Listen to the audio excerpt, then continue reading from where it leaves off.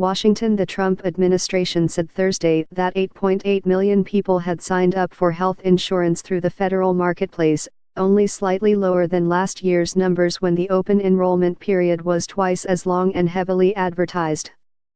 The numbers essentially defied President Trump's assertion that Obamacare is imploding and could re-energize the efforts by both parties for and against President Barack Obama's signature domestic achievement.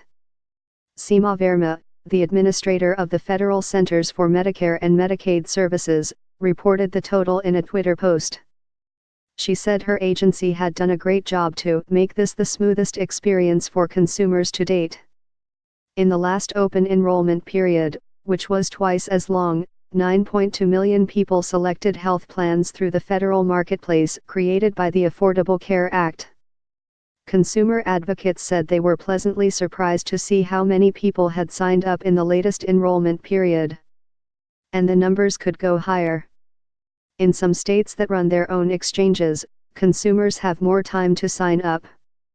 The deadline is January 14 in Minnesota, January 15 in Washington State and January 31 in California and New York. It's a very, very strong number, said Joshua Peck, who was the chief marketing officer for healthcare.gov in the Obama administration. It implies that the final week of open enrollment this year was very big. The latest enrollment period, which ran from November 1 to December 15, faced unusual challenges. Many insurers announced big rate increases for 2018. The Trump administration slashed the budget for advertising to promote enrollment and greatly reduced grants to insurance counselors known as navigators who help people sign up for coverage.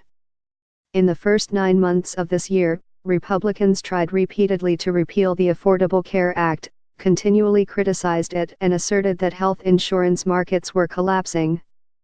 Trump highlighted huge increases in premiums without noting that many consumers were eligible for federal subsidies that help cover the extra cost. For weeks, consumers have been confused about whether they would be subject to penalties for going without insurance. Congress voted this week to eliminate the penalties, starting in 2019. The report Thursday shows sign UPS by people in 39 states that use healthcare.gov. It does not include activity in 11 states that operate their own insurance exchanges. In addition, people losing coverage because their insurer withdrew from the marketplace may qualify for a special enrollment period providing 60 additional days to sign up for a health plan. The new numbers could reignite the fight around the health law.